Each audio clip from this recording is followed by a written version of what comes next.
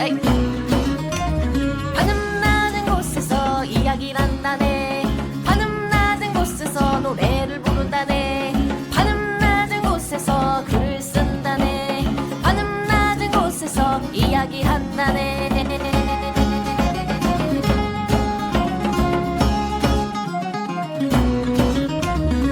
자, 천원돌파 에이플의 제 420화 어제 뽑았어 40번째 편 시작하겠습니다. 와. 자, 저는 대중문화 칼럼니스트 강상준이고요. 전대입니다. 이렇게 못해 옛날에. 바뀌었어. 정 과장입니다. 나랑 비슷하네. 난 조심스럽게 딴 거야. 가가멜입니다. 그래요? 자, 맥주 마시면서 어제 뭐 하는지 한번 얘기해 볼까요? 네. 그 하나 AS 겸으로 준비해 온 거 있는데 이거부터 간단하게 할게요. 네. 지난번에 전드가 나의 사이클롭스 얘기했잖아요. 네. 야마시로 아사코 577 그 얘기를 했는데 계속 우리가 그러더라. 그래서 그거 뭐야? 판타지야? 호라야? 동화야? 뭐? 기담이라고. 근데 그렇게 해서 엠브리오 기담이라고 그 작품의 전작을 읽어봤어 가지고 네. 좀 괜찮기도 하고 그래서 잠깐 소개를 한다면 좀 부연이 되지 않을까 해서 좀 준비를 해봤는데 네. 그러니까 이 작품은 기담집이 맞고, 그러니까 그 이즈미 로안이라는 여행 작가가 여행을 하면서 벌어지는 이야기가 되겠죠. 맞죠. 근데 뭐냐면은 길치라고 설명이 나오는데 길치를 되게 괴상하게 그려놨어. 그러니까 이 사람이 어딜 가면 길을 잃는 이유가 뭐냐면은 지도상에 존재하지 않는 어떤 미지의 공간으로 가게 되는 거지. 그래서 그런 데 가면은 이제 연작 단편이니까 어느 온천에 죽은 자가 나타나기도 하고, 무너진 다리가 밤만 되면 뭐 복구되기도 하고 뭐 이런 기이한 이야기를 다루는 거예요. 그리고 좀 인상적인 몇 가지 얘기를 하자면은 그러니까 라피스 라줄리라고 언급이 되더라고. 그러니까 아주 파란빛이 굉장히 돋보이는 영롱한 그런 돌로 나오는데 이즈미 로아는 그러니까 되게 그 견문이 넓어서 그 서양 문물에 되게 익숙한 사람인 거야. 그래서 아마 사이클롭스도 알고 있었고 뭐 그렇게 매치를 시키지 않았을까 좀 짐작만 해보는 거고. 그 라피스 라줄리 나오는 게 좀 재밌었는데, 그러니까 주인공과 같이 다니는 어떤 여자애가 그 아이를 하나 구해줘. 자기 집에 내려오는 뭐 아주 귀한 뭐 약을 먹였더니 죽었다가 살아났나 뭐 이래. 그때 할머니가 고맙다고 그 라피스 라줄리도 선물로 주면서 이거 주머니에 넣고 항상 목에 메고 다니면 된다. 내가 이것 때문에 500년을 넘게 살았어 이러는 거야. 근데 그러고 나서 그럼 뭐 영생한 얘기인가 보다 하고 봤는데 이 사람이 뭐 살다가 죽었나 뭐 무슨 변고가 있어서 죽었나 그건 정확히 기억이 안 나는데 죽었어요. 그래서 죽은 다음에 어떻게 되냐? 다시 태아 시절로 돌아가는 거야. 그래서 그 얘가 근데 재밌는 거는 기억을 보존한 채로. 근데 이게 회귀를 한 거야, 회귀를. 그래서 다시 어머니의 뱃속부터 이제 시작하는 이야기가 되는 거예요. 그런데 한번 살았던 인생이니까 얘가 약간 신통력 같은 걸 가진 것처럼 사람들이 착각하기도 하고, 그러고 어떤 분기점에서 어떤 남편이랑 남자랑 결혼해서 애 낳고 이제 산 게 원래 인생이었다면은 이 남편과 결혼 안 하고 다른 남자는 결혼을 하고 이러면 이제 모르는 인생이 되는 거잖아. 뭐 그렇게 해서 계속 반복을 해가면서 외국어도 익히고 의학도 익히고 뭐 이런 식으로 사는 건데 그거를 이제 준보석을 선물로 주면서 이 할머니가 했던 얘기가 금기죠. 절대로 자살하면 안 된다. 자살하면 지옥에 떨어져. 근데 금기라는 건 서사물에서 어기기 위해 존재하는 거잖아. 근데 이 여자가 왜 자살을 하게 되냐면은 끝까지 그냥 다 얘기할게요. 스포일러가 있습니다, 여러분. 네. 그러니까 항상 태어날 때 어머니가 죽은 거야. 그러니까 자기를 낳고 어머니가 항상 죽었어. 근데 이 시대가 이제 에도 시대고 하니까 뭐 사진이 있는 것도 아니고 초상화나 이런 게 따로 있는 것도 아닌데 어머니를 한 번도 못 본 거야. 그래서 그렇게 여러 번 인생을 살아도 어떤 모성에 대한 갈구가 끊이지가 않는 거지. 그래서 이렇게 많이 살아도 결국 바뀌는 것도 없고 뭐 많이 살았다 이렇게 생각을 하니까 어머니가 살았으면 좋겠다라는 마음을 먹게 돼요. 그래서 돌아가서 태아인 순간에 탯줄로 목을 감고 자살을 합니다. 그러면서 끝난 이야기야. 그러니까 이런 결의 이야기들이 담겨 있는 책이에요. 그 주인공이 아마 린이었는데 네. 그래서 나의 사이클로스 첫 편에 이제 사이클로스를 만난 인물이 린이거든요. 거기도 묘사가 어떻게 나냐면 이번 인생도 나는 끝인 건가? 이런 언급이 나와요. 그리고 그래서 그 사이클로스를 맞이했을 때 엄마 같은 역할을 할 수 있었던 것도 그런 내용이 이제 포함이 된 거죠. 그래서 앞에를 보고 보면 더 이해가 되는 것들이 있더라고요. 세계관이 연결되는구나. 그래서 그런 기담도 있고 얘가 이제 뭐 그 어떤 산적들한테 잡혔는데 가족이야. 근데 이 가족들은 잡아다가 인육을 먹는 애들이었던 거지. 그래서 구덩이에다가 여행객들을 몰아놓고 육포 같은 걸 던져주는데 그 인육이겠지.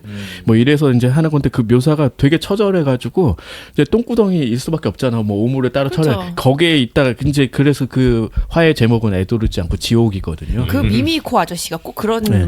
그러면서 빠져나오고 뭐 그런 이야기들도 있고 어쨌든 굉장히 좀 기담이라는 거에 어울리는 그런 기이한 이야기도 있지만 되게 감상적인 이야기로 가기도 하고 그 와중에 되게 공포심 자극하는 뭐 그런 얘기도 있고 어쨌든 오치이치가 원래 보여주는 그런 것보다 약간 순한 맛이긴 한데 그 와중에 또 센 맛들이 많이 가미가 되어 있는 그런 기담집입니다. 엠브리오 기담이에요. 역시 일본의 어떤 강점인 그 기담집인 그런 얘기인 거네요. 이게 계속 시리즈로 나오면 재밌을 것 같아요. 저는. 나왔잖아. 그래서. 무궁무진하게 나올 수 있을 것 같아요. 그렇죠.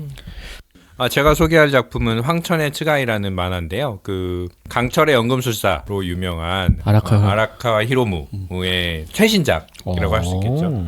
아 이게 그거구나. 네, 그 최근 지금 연재 중, 당연히 지금 연재 중이고 저는 리디북스에서 1화, 2화 뭐 이런 식으로 연재되고 있는 종이책은 안 2권까지 나왔어요. 아 나왔어요? 네.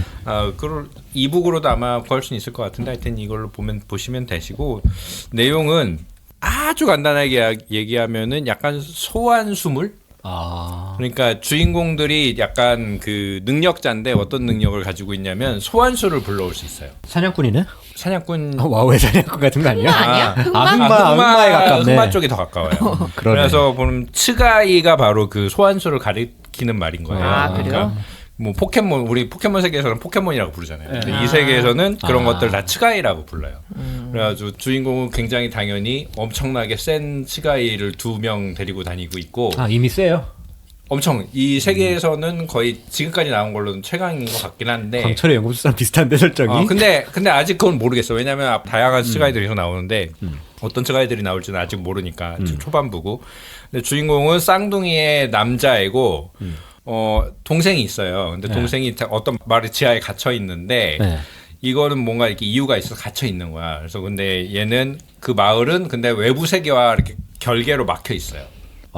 그 세계는 과학 문명이 없어. 주인공은 그래가지고 외부 세계를 모른 채 살아가고 있는데 어느 날 갑자기 습격을 당해가지고 마을이 공격당해요. 그래가지고 이제 세계랑 연결되는 거네. 그렇죠. 세계 이제 바깥에 이제 현대 세계로 나오게 되는 거죠. 약간 몰몬교 뭐 그런. 몰몬교라기보다는 약간 비밀 집단이 그 얘를 보호하기 위해서 꼭 그런 건 아닌데 이 세계를 지키고 있는 거야. 근데 나와서 진실을 발견하게 되는데 뭐냐면 이건 스포일러인데 얘기해도 되는 건가? 그 일본에 나오는 얘기 아니에요? 저는 안 봤지만 알아요. 맞아요. 네. 스포일러가 있습니다. 그럼 스포일러라고 보긴 좀 그렇지. 그렇네. 일본에 그쵸. 나오는 걸로 가지고는 좀. 이 스토리 뒤에 나오는 건 아니니까 일본에 나오는 거니까 뭐냐면 자기가 되게 소중하게 생각하고 보호하고 있었던 쌍둥이 여동생은 가짜였어. 진짜가 데리고 온 애들이 이 마을을 습격한 거예요. 왜냐면은 얘는 왜 습격했냐면은 이 오빠를 구하려고. 오빠.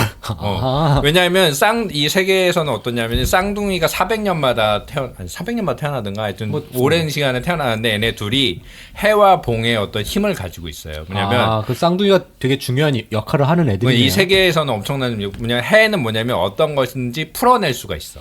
풀어낼 해. 그리고 해법할 때.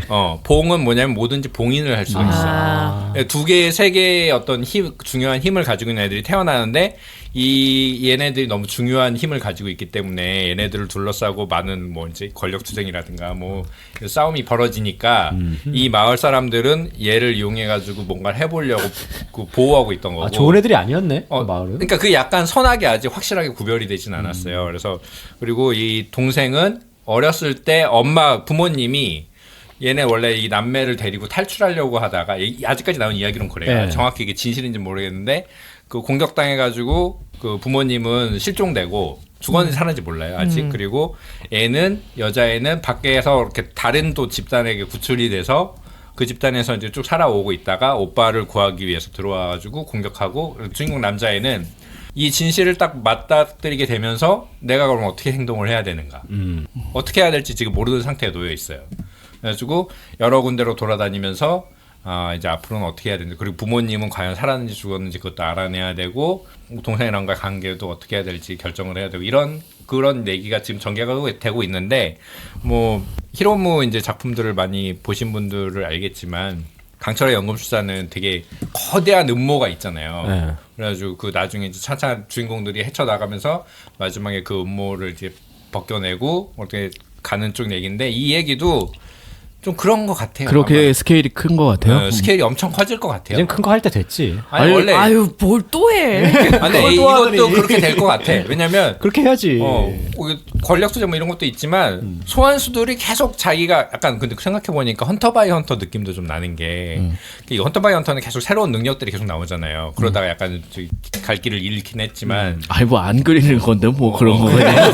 아니 본인은 그리고 싶어 하니까 근데 아니, 허리가 다시 안 져. 재연재하고 있으니까. 근데 히로무는 워낙 또 근면한 작가기도 하고 근데 편집부가 하여튼- 좋아하겠네. 하여튼 그래서 소환수들이 계속 새로운 게 뭔가 나오거든요. 근데 약간 드는 생각은 그 서저나이즈 같은 거 느낌도 거기에 또 나오잖아요. 거기도 그쵸. 소환수. 그러네. 근데 거기서는 소환수 위주는 아니기 때문에 여기서는 그 소환수들이 능력이 다 다른 거야 그러면은. 그렇죠. 그리고 소환수는 그러면은 한 사람이 여러 개를 보유할 수 있어요. 가질 수도 있어. 포켓몬이네. 그러니까 약간 포켓몬 생각도 나면서도 그 왜 서저나이즈 주인공이 불러내는 거 같은 거 있잖아요. 왜냐하면은 도차오. 츠가이가 자아가 있는 츠가이도 있고 오. 자아가 없는 그치 츠가이도 피카츄 진짜 포켓몬 맞네. 맞아요. 그래서 좋은데? 약간 게임 만들기도 좋고. 난 포켓몬은 좀 유치해서 못 보겠고 요거는 그래도 볼만하겠다. 아니 당연히 근데 히로무가 요즘에 아르슬란 전기도 연재를 하고 있는데 되게 재미없거든요. 그래요? 여기다가 올인하나 보다 그럼. 아니 왜냐면 내가 3, 4화까지 되게 재밌게 보다가 어느 순간 그냥 관성으로 사는 책 중에 하나가 아르슬란 전기인데 여기다 힘을 주시나 보네 이제. 아, 근데 저는 이 얘기 하고 싶은 말이 뭐냐면 히로모가 약간 재미가 없어졌어. 아 그래? 아, 진짜. 왜 소개하는 거야? 아니 왜냐면 그 혹시나 이 세연제니까 아직 초반부잖아요. 그러니까 예를 들면 저 은수저를 좀 좋아하는 편이긴 하지만 은수저도 사실 그렇게 엄청 재밌진 않거든요. 그냥 근데 단지 그 북해도라든가 그 낙농 이런 목축 이런 게 설명이 되니까 약간 힐링물 아닌가요 그거는? 그건 그렇죠. 성장물이지. 성장물인데 학원물 뭐 이런 거. 그 비슷한 만화가 옛날엔 다른 게 있거든요. 그 경마 하여튼 그런 비슷한 만화인데 그 만화를 좋아해가지고 이것도 좋아하는데 그 페트레이버 작가인데. 맞아. 페트레이버 작가인데 제목이 생각이 안 나. 그 좋아하는 게 그래서 봤는데 그거보단 별로 재미가 없었거든요. 근데 왜 소개하는 거냐고요? 그러니까 이게 뭐냐면 은수저 얘기한 거야 지금. 아니 그러니까 그게 아니고 아, 강철의 아니야? 연금술사 아, 이후로 이 작가가 아르슬란 전기 뭐 은수저 뭐 이런 걸 자꾸 하고 있는데 예전만큼 재미지가 않아. 하나만 해야 되나? 그게 아니라 이제 강철의 연금술사는 데뷔작이었잖아. 장편 데뷔작이니까 그간 생각했던 모든 걸 끌어모아서 막 한 듯한 느낌이 있어. 그리고 연재를 되게 오래 했고 그때 거의 2000년대를 대표하는 작품이 됐잖아요. 그렇죠, 그렇죠. 뭐 약간 문화청 예술제 거기서 1위하고 뭐 이런 것도 있었으니까 힘이 빠진 것 같아. 왜냐면 그 다음에 했던 게 무슨 수신연무 뭐 이런 작품도 있는데 한 4권 만에 끝나 뭐 이런 거 있었잖아. 그러니까 이것도 츠가이도 그래서 아직까지는 어떻게 결론이 안 났으니까 전개가 어떻게 될지 완전히 재밌을지 완전히 재미없을지 아직 결론이 안 났으니까 보고 있는데 아직까지는 잘 모르겠다. 애매한 그런. 애매한 부분이 있다. 그분은 이제 그만 그래도 뭐 아니, 사는데 지장 없는 거 그만 아니에요? 볼 수는 없지. 아니 안 그래도 그냥 사는데 지장 아니, 없는 거 그래서 아니에요? 저는 은수저 이후로 그냥 은퇴하시고 그냥 살 줄 알았는데. 그러니까. 아니야, 거기서 근데 홋카이도 사람이라 진짜 그 사람을 그 출산할 때도 연재를 계속 이어나가는 터프한 걸로. 사람이니까. 아니 너무 성실하신 것 같아요. 그러니까. 굉장히 이렇게까지. 유명하잖아. 이렇게까지 안 하셔도 될 것 아니 같아요. 근데 근면하시고 야심도 있고 그러신 분인 것 같긴 해요. 황천의 츠가이는 그래서 어쨌든 화제작이긴 하잖아요. 네, 근데 그렇죠. 이제 건을 거듭할수록 이제 아르슬란 전기처럼 뭐 제 개인적인 생각이긴 하지만 약간 김 빠지거나 그냥 관성적으로 이렇게 그리는 경우는 안 됐으면 좋겠다는 네. 그런 바람은 있거든요. 저 황천의 츠가이 안 산 이유가 저도 약간 그런 거야. 그러니까 이게 아르슬란 전기가 너무 별로니까 이거 뭐 여기서 갑자기 동시 연재했는데 이게 괜찮을까? 약간 그런 생각도 드는 거지. 그래도 알쓸한 전기는 애니도 만들고 그랬잖아요. 그러니까 이게 초반에 재밌는데 저는 지금 되게 재미없는데 사고 있어서 지금 비닐도 안 뜯은 게 있다니까. 저도 사실 아스전기 히로무 거라서 그냥 봤는데 사실 재미가 없거든. 난 애니로만 봐서. 그러니까 다나카 요시키 원작이잖아. 그렇지. 그런데도 이렇게 이런 정도라고라는 생각이 들면은 사실 좀 별로라는 거지. 하여튼 뭐 그래서 히로무 신연재작이라 기대를 가지고 보고 있긴 한데 아직 모르겠다. 아직은 모르겠다. 아직까지는 그래. 별로 탐탁치 않다. 뭐 그런 근데 뭐 느낌입니다. 설정 같은 거는 나쁘지 뭐 않은 나쁘지 것 같은데. 않네. 아니 너무 포켓몬 아니야? 그렇게 포켓몬하고 뭔가 여러 가지가 좀 나중에 이제 섞인 느낌이긴 한데. 차별화 포인트가 나오겠지 뭐. 그렇지. 연금술이 좀 좋았어. 아, 그러니까 너무 그러니까. 좋았어. 그거 그냥 손바닥 한번 딱 이게 좋았지. 그러니까 그렇게 거기서 너무 많이 쏟아부어가지고 아직 그게 잘 안 나오시는 것 그치, 같아요. 그것도 연재도 되게 오래 했었고. 그렇죠. 만화 했으니까 저도 이제 받아서 스키카 로퍼 하겠습니다. 예스24에서 이거 만든 거잖아. 이 책. 그러니까 이게 만들었다고? 종이책은 1, 2권을 거기서 펀딩을 해서 네. 받아가지고 종이책을 2권 만들고 괜찮은지 3권도 냈더라고요. 그런데 청춘물인 것 같더라고요. 맞아요. 저는 이북으로 다 봐서. 이북으로는 근데 7권까지 나와 있어. 이미. 뭐 얘기해 주세요. 네. 이거는 주인공이 이시카와 현 출신의 이제 천연계 소녀예요. 되게 뭔가 자기는 공부만 잘하고 다른 건 되게 잘 못하는 스타일. 섬이든가 아마 그랬던 거. 이시카와 현인데 섬인지는 모르겠고 바닷가에 있는 작은 시골 마을이에요. 근데 다 거기- 바닷가니까 일본은. 네. 그리고 이 가상의 도시라고 하더라고요. 그런데 거기에서 얘가 이제 굉장히 공부를 잘해가지고 도쿄로 이제 시험 봐서 합격해가지고 온 거죠. 그래서 얘 꿈이 있어. 얘 꿈은 도쿄의 명문대 수석 졸업한 다음에 총무성이라고는 일본의 주요한 그 관직에 앉아서 일하다가 은퇴 후에는 고향에서 시장을 역임한 다음에 죽어서 엘리트 바다에 공무원. 뿌려지겠다. 또 관료 중심 사회라서 꿈이 남다르시네. 아니 얘가 그게 굉장히 남다른 꿈을 갖고 왜냐하면 나중에 좀 나오는데 그 이시카와현 요 도시가 사람들이 없어가지고 자꾸 도시가 이제 폐허가 돼가고 있으니까 자기가 좋아하는 도시인데 자기는 그걸 살리고 싶어서 이제 그런 꿈을 가지게 됐다라는 내용도 있었어. 착한 아이야. 그런데 근데 이제 공부 빼고 나사가 빠졌으니까 얘가 도쿄로 가니까 이제 우당탕탕 하는 것도 굉장히 많이 나오고 근데 얘가 굉장히 올곧은 아이기 때문에 친구들과 뭐 이렇게 이런저런 에피소드를 겪으면서 새로운 친구를 사귀어. 그래서 저는 이거 전반적으로 봤을 때 이제 굉장히 밝은 학원물이고 얘가 그 친구들을 사귀는 걸 보니까 옛날에 이제 뭐 새로운 학교 가서 친구를 같이 사귈 때 그 설레임 뭐 그런 것들이 잘 느껴지더라고요.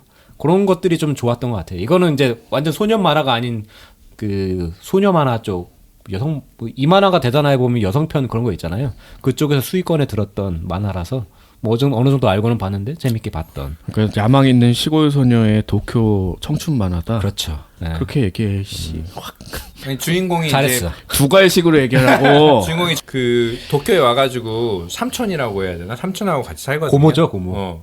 삼촌이자 고모예요. 그러니까 왜냐면 트랜스젠더. 트랜스젠더야. 아, 지금 그래서 너무 이상해가지고 둘이 뭐, 같은 만화 본 거 맞나 지금? 그러니까 그런 식으로 약간씩 비트는 포인트들이 있어요. 예, 그래서 그런 면이 일반적인 청춘물하고 약간씩 다른데 그거 재밌다. 그래도 어쨌든 약간 시트콤 느낌의 뭐 그런 청춘 코미디다. 마음이 따뜻해지는. 아 힐링 코미디. 약간 힐링물입니다. 하지만 미소년이랑 항상 엮이죠. 항상은 아니고 미소년이랑 엮여. 이거 나중에 아마 사귈 것 같긴 아니, 뭐 한데. 청춘물의 연애는 빠질 수 없는 요소. 미소년이 유명한 그 스타야.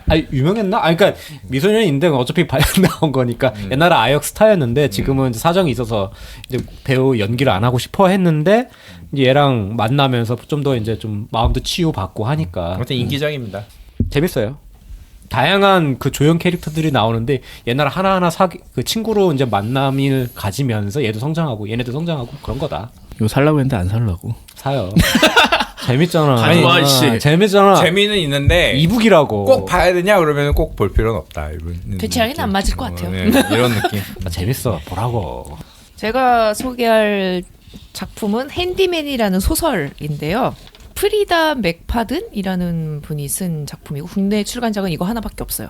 근데 이분이 뇌손상 전문의자 작가로 활동하시는 분이죠. 그래서 주인공이 의사로 나와요. 이게 주인공이 노라라는 여잔데 어렸을 적 그때 아버지가 18명이나 죽인 연쇄살인자였던 거예요. 그래서 체포가 됐어요. 그 당시 어떻게 됐냐면 지하실에 한 명의 여성 시체가 발견이 되고 17개의 잘린 손이 발견이 된 거죠. 오. 네, 그래서 그 당시에 되게 언론이 유명했었고 핸디맨이라는 별명이 붙게 된 거예요. 배경은 미국인가요? 미국이에요. 이 핸디맨의 딸인 노라가 26년 후에 외과 의사가 돼가지고 이제 평범하게 살고 있어요. 이름도 바꿨어. 성을 외할머니 성으로 따라가지고. 그래서 자신의 그 과거를 이제 숨기고 평범하게 살기 위해서 노력을 하고 있는데 그리고 어머니도 그때 당시에 이제 뭔가 지하실에 뭐가 있었던 걸 안 게 아니냐 이러는 걸로 범죄 혐의를 받아서 같이 복역을 하던 도중에 자살을 했어. 그래서 이제 얘는 혼자 살고 있는 거죠, 노라는.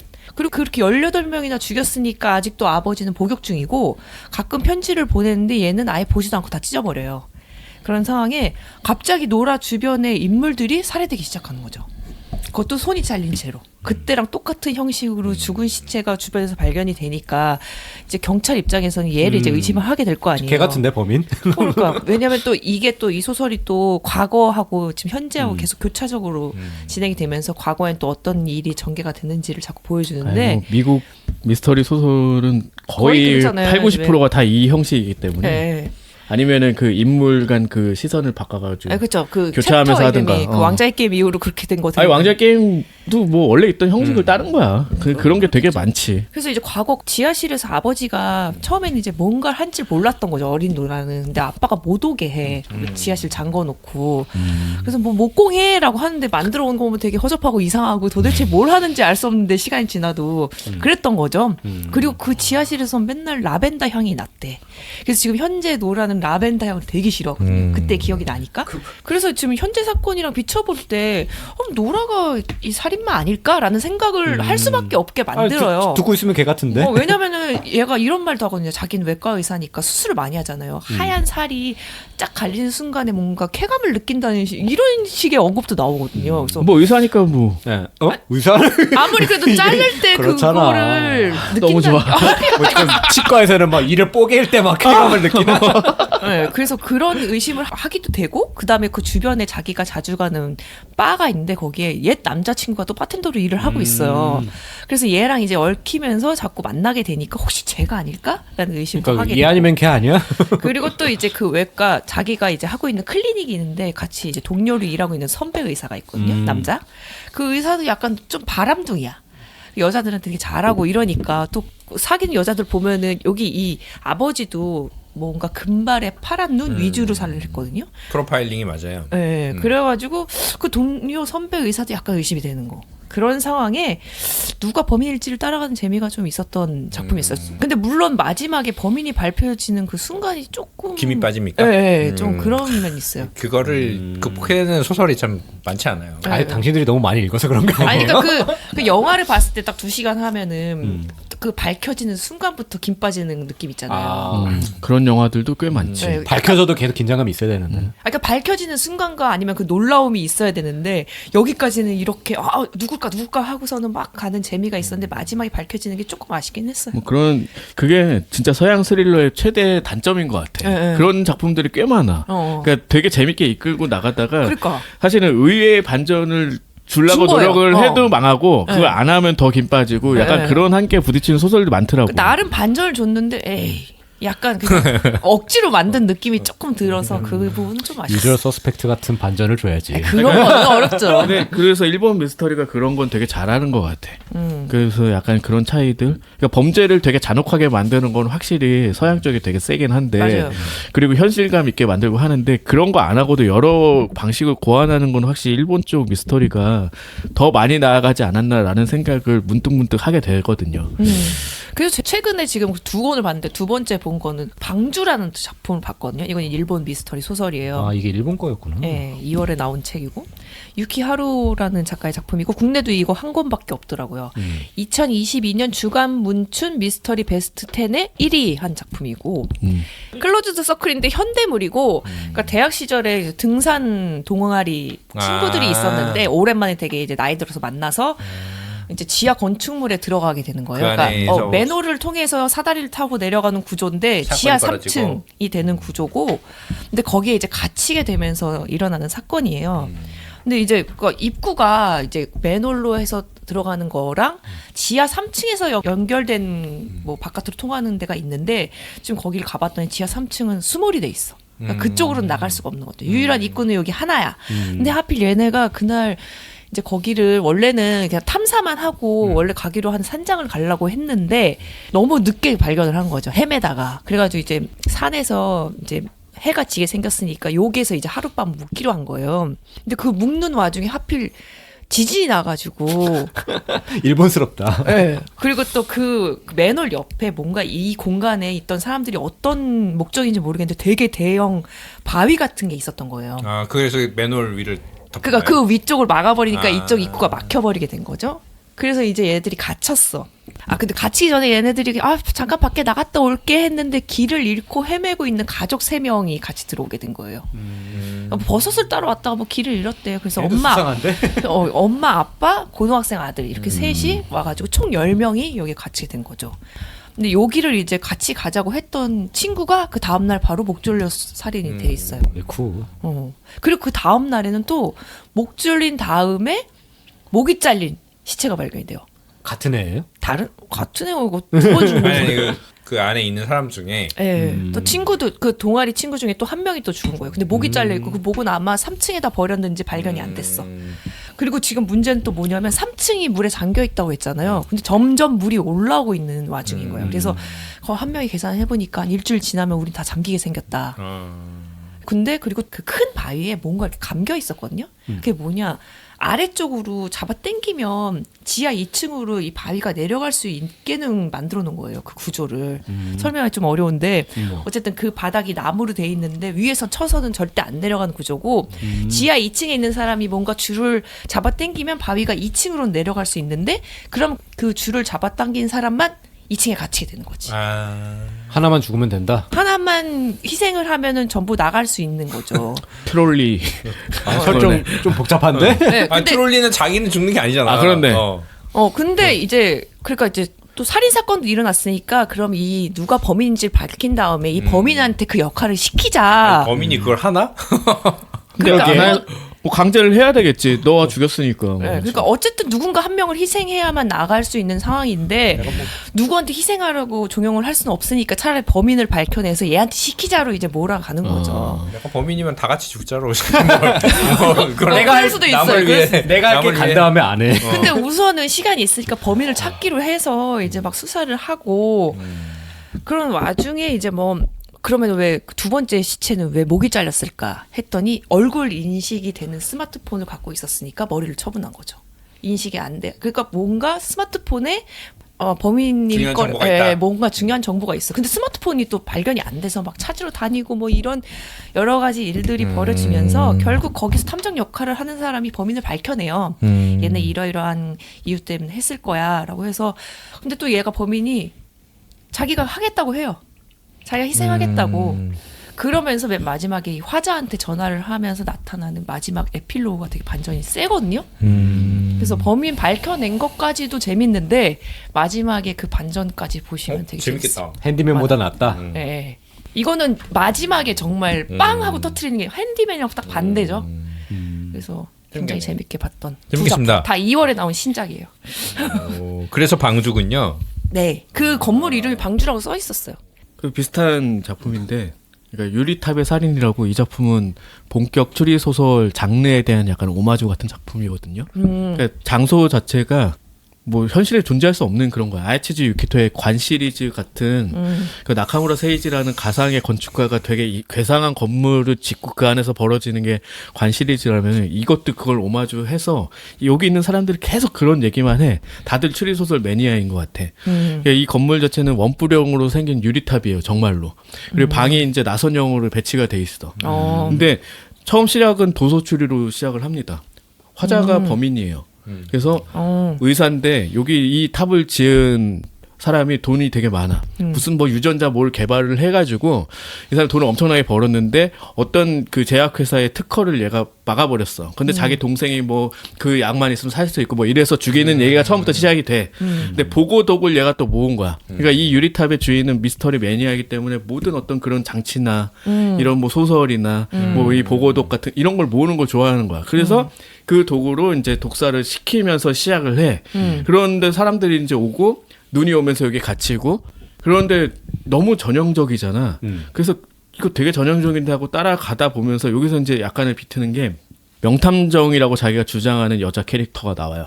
얘도 미스터리 매니아이기 때문에 그리고 실제로 실적이 있는 걸로 나와. 굉장히 괴이한 사건들을 많이 이제 해결을 했다. 근데 얘가 와가지고 그래서 범인을 내가 잡겠다. 그러면 이 화자는 되게 쫄리잖아. 근데 그 와중에 계속해서 새로운 살인이 벌어지는 거야. 근데 이거는 이 사람이 죽인 게 아니야. 그래서 이 안에 범인이 하나 또 있네. 그런데 그럼 내가 첫 번째 죽인 이거를 얘한테 몰아넣어서 밀어뜨릴 수 있겠다. 이렇게 생각 생각을 하면서 전개되는 이야기예요. 근데 재밌는 거는 두 번의 반전이 있는데, 그러니까 아주 재밌는 측면은 이 본격 미스터리 장르 자체를 패러디하고 오마주하고 있기 때문에 중간중간에 주요 작품들이 무수히 언급이 되고 그런 게 나와. 그러니까 이 명탐정 캐릭터가 계속 거기에 혼자 빠져서 거기 침체에서 얘기해. 아, 이거는 뭐 심하다 무슨 소지에 사건이요? 뭐고 막 이러면서 막 쓸데없는 얘기를 많이 하는데 이제 그것 자체가 되게 호도하는 장치였어.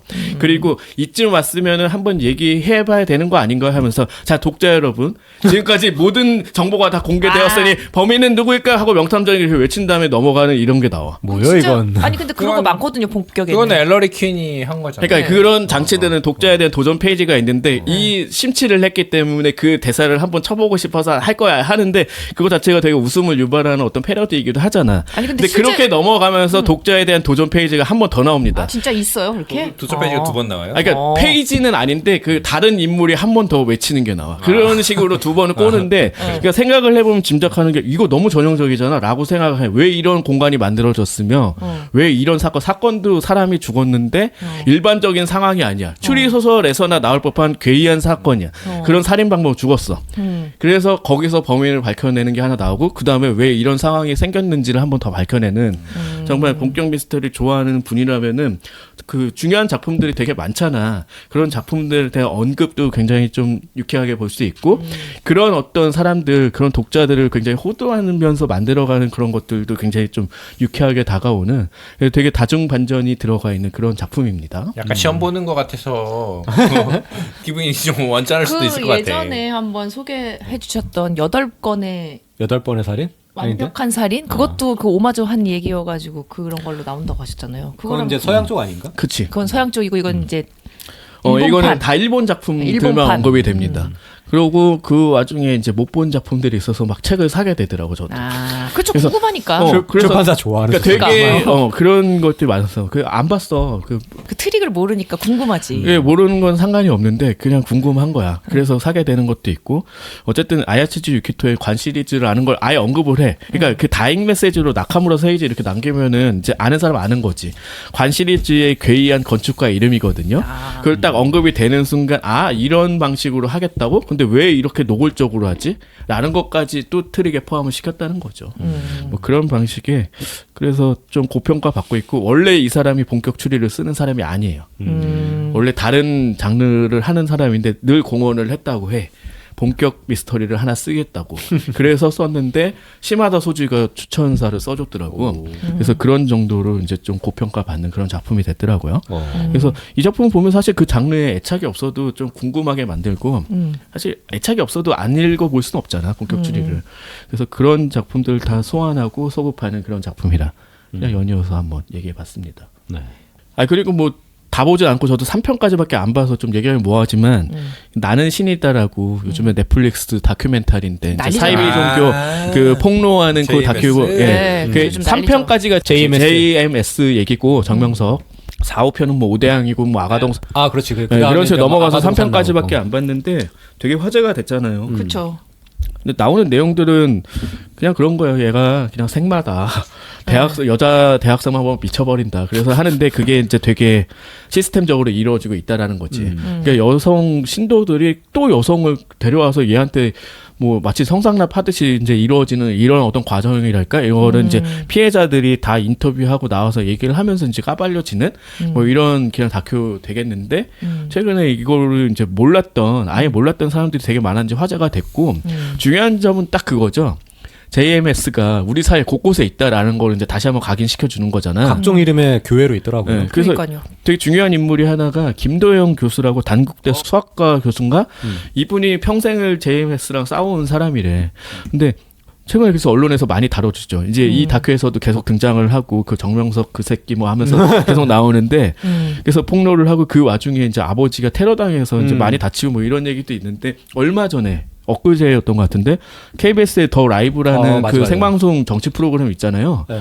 거기 나와가지고 폭로를 한 거야. KBS 안에도 JMS가 있습니다. PD랑 뭐 통역사 있다고 했던. 네, 그렇게 얘기를 했더니 그 걔네들 엄청 당황하는 거야. 이런 얘기 할 시간 좀 아니, 없잖아요. 아니, 뭐 그런 거 아니야? 끝날 때가 됐다고 그랬어. 아니 왜 이렇게 와 라이브였어요? 라이브 더 라이브. 생방으로 더 라이브.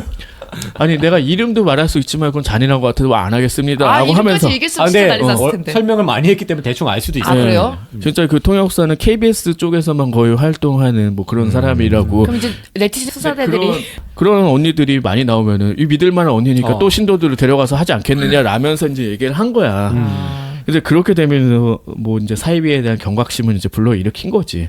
저는 좀 재밌게 본 게 뭐냐면은, 그러니까 이 사이비 교주가 막 여자 막 이렇게 하고 이런 애가 엄청 카리스마 있고 말도 되게 잘할 것 같고 이럴 것 같잖아. 근데 막상 거기에 나온 모든 자료 화면을 보면은 생긴 것도 못생겼지, 늙었지. 근데 심지어 말도 어눌하고 혀 짧은 소리로 얘기를 하는 거야. 근데 어떻게 사람들을 이렇게 꼬실 수 있었냐 했더니 이게 창의력이 있더라고. 성경을 되게 새롭게 해석을 했더니 일반 목사들도 얘한테 매료가 되는 거야. 아, 이런 식으로. 그 자기를 메시아로 만들었는데 그걸 납득을 한다는 거지. 아무튼 그런 면 때문에 이 사람의 이제 악업을만 이제 고발하는 내용이었지만 뭐 그런 점들까지 이제 아울러서 본다면 훨씬 더 좀 재미있게 볼 수 있지 않을까. 그 뒤에 저는 아가동산 편만 봤는데 아가동산은 김기순이라고 하는 사이비 교주 얘긴데 얘는 웃기더라고요. 사이비로 등극한 게. 원래 사이비 비슷한 어떤 교회가 있는데 거기 열성적인 신도였는데 어느 날 얘가 사이비 짓을 하다가 교도소 간 사이에 그 사이비 신도들 자기가 규합을 해서 자기 걸로 다 끌어들였더라고.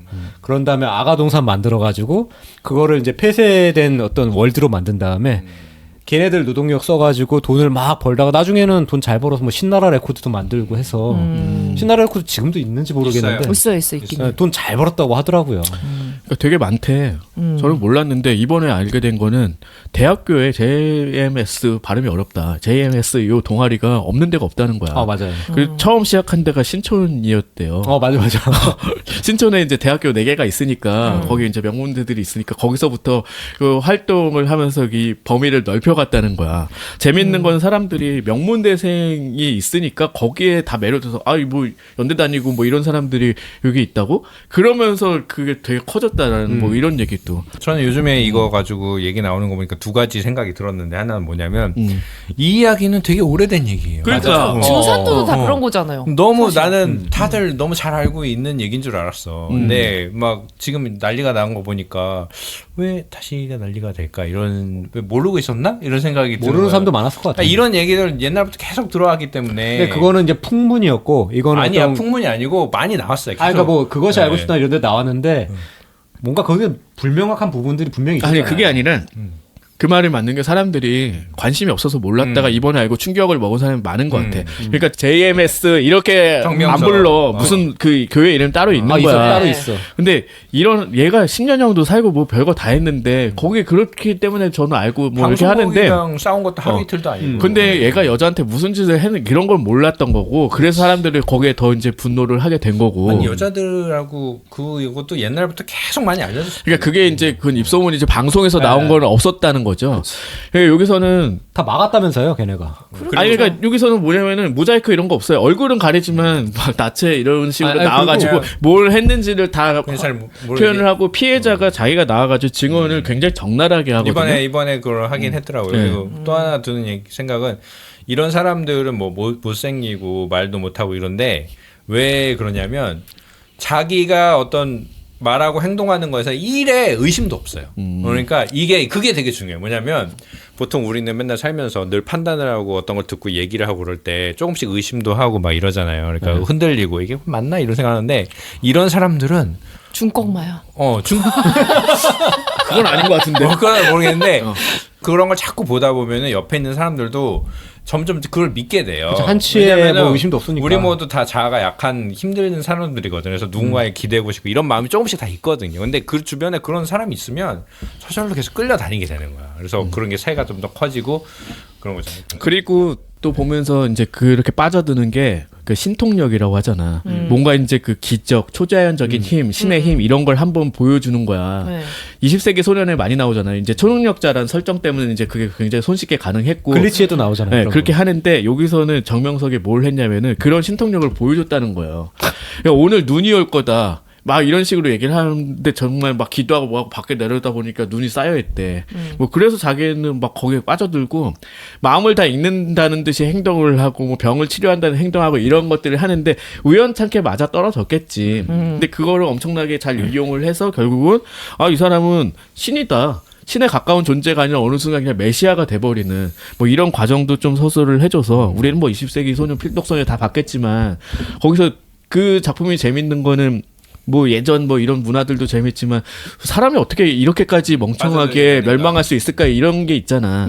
근데 여기서도 확실히 느낄 수가 있어서 이제 그런 것 때문에 더 화제가 됐고 그게 한국에 엄청나게 많았기 때문에 지금 오대양 사건도 다 아시겠지만 집단 자살 그거잖아요. 이제 거기 이제 뭐 아직 못 봤지만 뭐 숨겨진 이야기를 뭐 꼬꼬모에서 다뤄서 네, 뭐 그런 게 많이 있지 알 거예요. 않을까라는 그래서 요즘에 더더욱 주목을 받고 사람들한테 회자가 되면서 이게 그냥 단순히 있었던 사건이 아니라 현재 진행 중인 사건으로서 우리가 받아들이는 게 아닌가. 그래서 네가 아는 사람들 중에서도 있다 이렇기 때문에 저 더 아니에요. 뭔가 경각심을 불러일으키지 않는가 뭐 이렇게 생각이 들어요. 그 결말도 좀 그렇더라고요. 김기순 편 봤는데 마지막에는 뭐 4년형인가 몇 년형 받고 나왔더라고. 그리고 잘 살고 있다고. 그렇죠. 조금만 들어갔다 나오면은 뭐 있는 돈 갖고 네. 후회의식하겠지. 어쨌든 저도 김기순 편 보다가 되게 좀 분노하는 그런 포인트가 있는데 이게 넷플릭스 그런 포인트를 잘 잡은 것 같아요. JMS는 말씀하신 것처럼 그 여자들을 성착취하고 뭐 이런 부분들이 있었고 김기수는 거기 보면 애가 나오는데 애가 자기한테 반항하니까 얘한테 사탄이 들었다면서 그를 때려서 죽이더라고. 그런 장면들이 재현을 하면서 나오는데 그리고 엄마가 나오면서 자기 뺨을 때리면서 자기 애를 그때 못 지키고 자기가 그때 세뇌당해서 멍청한 짓을 했다고 하면서 막 진짜 인터뷰 중에 자기 뺨을 막 때려. 그러면 PD가 나중에 물로 이렇게 대표주고. 그러니까 그런 부분들 포인트가 있어서 더더욱 사람들이 분노했던 것 같아요. 그 세뇌가 되게 재밌는 것 같아. 세뇌가 그 씻을 세자에도 있잖아요. 영어로 하면 브레인워싱이잖아. 그러니까 그 과정이 다 지워낸 다음에 새로 채워서 그게 세뇌인데 그 과정 그걸 제일 잘 이용하는 게 종교랑 하나는 이제 고문하면서 이제 수사할 때 그 이용하는 거잖아. 근데 그 방식도 잘 설명이 되는 것 같아. 거기 들어가 있다가 오랫동안 몸 담았다가 빠져나온 사람들의 어떤 증언을 보면 이제 그런 것들이 나와서 사실 그래서 더 주의 깊게 살펴봐야 된다라는 메시지 되게 단순하지만 굉장히 강력하게 우리한테 와닿는 거 아닌가. 세뇌 관련 콘텐츠 해도 재밌겠네요. 브레인워싱 한번 특집으로. 유명한 작품들도 몇 개 있고. 네. 그러니까. 생각해보죠. 뭐. 아무튼 나는 신이다 3편밖에 안 봤지만 굉장히 좀 세다. 이거 파급력이 있겠구나라는 생각은 들더라고요. 그래서 좀 난리잖아요. 저도 2편만 봤는데 빡치더라고. 근데 보통 JMS가 막 하면은 그거부터 보지 않나? 1편부터 3편. 아니 왜냐면 이 2편은 곧 내려갈 수도 있다고 했어요. 그 PD가. 왜냐면은 아가동산 그쪽 쪽에서 항상 가처분을 걸어서 내려갈 때 자기가 그쪽에서 막 했던 게 그래서 이것도 곧 내려갈 수 있으니 빨리 보시라고 하더라고. 넷플릭스가 요즘 장사를 잘하네. 넷플릭스 덕택에 했던 거 아닌가. 그럴 수도 있죠. 그렇죠. 자, 오늘 어제 먹었어 엠브리오 기담 얘기 잠깐 했고요. 만화 황천의 치가이, 스키과 로퍼, 그다음에 소설 핸디맨, 방주, 유리탑의 살인, 그리고 다큐 나는 신이다. 까지 얘기해봤네요. 네. 꽤 오래 했습니다. 그러게요. 어제 먹었어 치고 오래 했습니다. 그러게요. 그러게. 어제 많이 봤어. 많이 봤네요. 한가했나요? 좀 이제 빡센 작품으로 안 많이 돼. 다뤄보는 걸로 하고. 자, 그러면 마무리하겠습니다. A보다 반음 낮은 곳에 숨어있는 대중문화의 모든 것 천원 돌파 에이플!